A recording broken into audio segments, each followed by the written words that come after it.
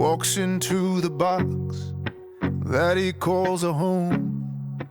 Half a cigarette is lying by the stove. He don't talk to God, so he listens to the news. It tells him he ain't safe. So recently I had a conversation with my wife after I filmed the first episode, and it wasn't something planned.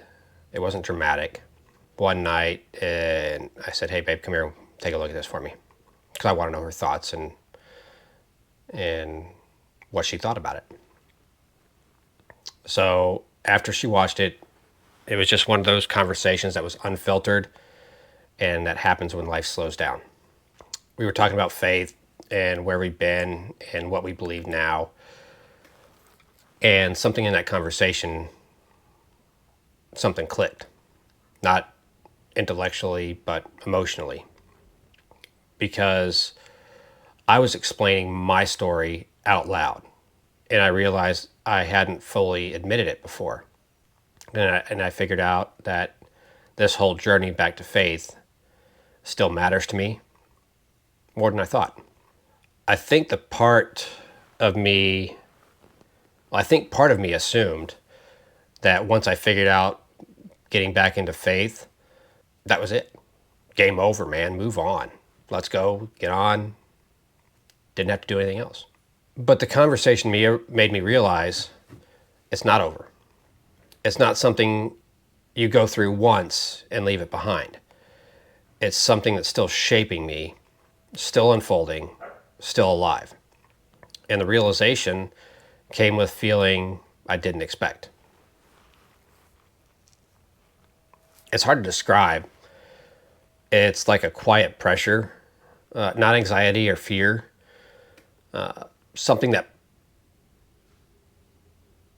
kind of like an internal pull, like something inside you saying, this matters, say it. And you can ignore it for a while. You can distract yourself, stay busy, put it to the back, and try to ignore it, but it just doesn't go away. It just sits there and waits. So why now? Why talk about this at all? Well, I don't think it's just about me anymore. I think there's something about my specific journey that being raised in faith, losing it, questioning everything, and coming back differently. I think a lot of people go through that silently, and you don't have to. And I've never really shared it, not fully, or not honestly for sure. I know I'm not honest with myself. Maybe that's what's been sitting there unresolved. There's a difference between thinking something and saying it out loud. And there's an even bigger difference between saying it privately and putting it out for the world to see. Because once you do that, it becomes real in a different way. It's not just internal anymore. And what I mean by internal, it's not just me and my wife and the household here. It's expressed. Everybody who wants to see it will see it. And I think that part of this urge is exactly that. Talking or taking something that's been internal for years and finally giving it a voice.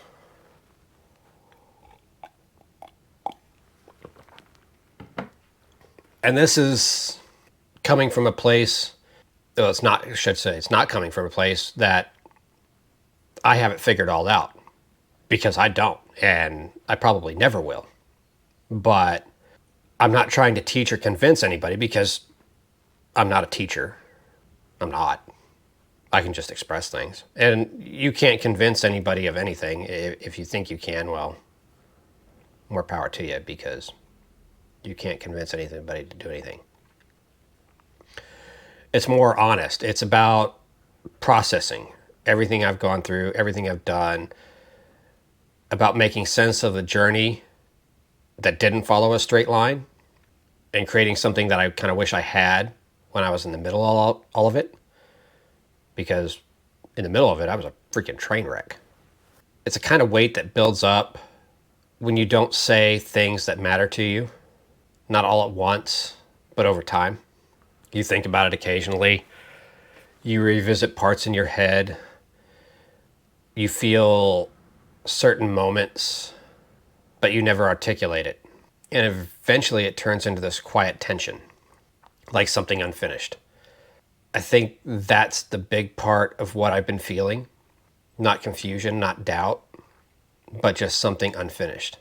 Another part is a desire to be honest, not just with other people, but with myself, because I haven't been honest with myself. I know I haven't been honest with myself. And if people say, yeah, you can be honest with yourself.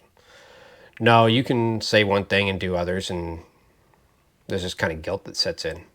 Because it's easy to simplify your story to make it suitable for you. I used to believe this, now I believe that. But the reality is it's more complicated.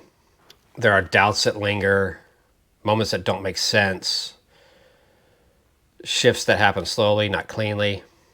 And I think that this urge about telling the story the way that actually reflects that.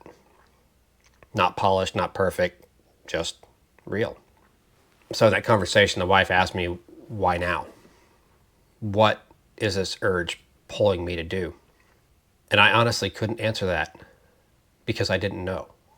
And I think that was the realization that, hey, everything happens for a reason.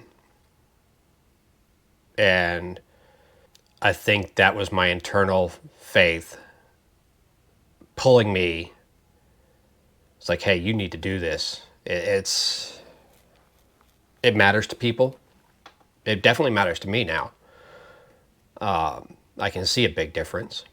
And it's about this whole journey of losing my faith, finding it again. It's not a random life event. It shapes how you see everything: purpose, truth, identity, and something that shapes much more than that. There's almost a natural desire to understand it fully, to revisit it, to put it into words, not just for others, but so I can see it cleanly myself. And I'd be lying if I say there wasn't hesitation, because putting stuff like this out here comes with risk. Obviously it does. It's going to get misunderstood.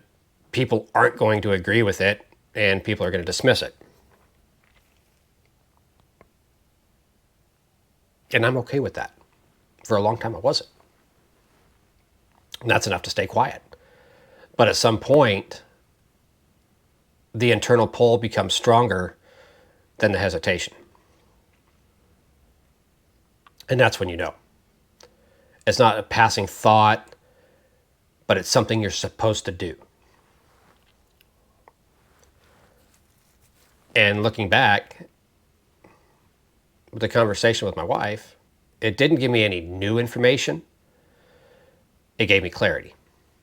It helped me see that this isn't just something I went through, but it's something I care about. It's something that I'm still connected to. And maybe something I'm meant to share.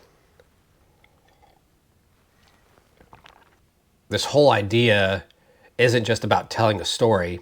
It's about responding to a feeling, that quiet but persistent sense that this still matters. Don't ignore it. I don't know exactly where it'll lead. I don't. I don't have a full plan mapped out, because I just go day by day. But I do know ignoring this feeling doesn't feel right anymore. Sometimes the most important things you create don't come from having everything figured out. They come from paying attention to something you can't ignore: a thought, a feeling, a pull, and choosing to follow it, even if you don't understand it. This is me doing that. So if this meant something to you, or you think this might help somebody that you know, please pass it along. Until next time, we'll see you.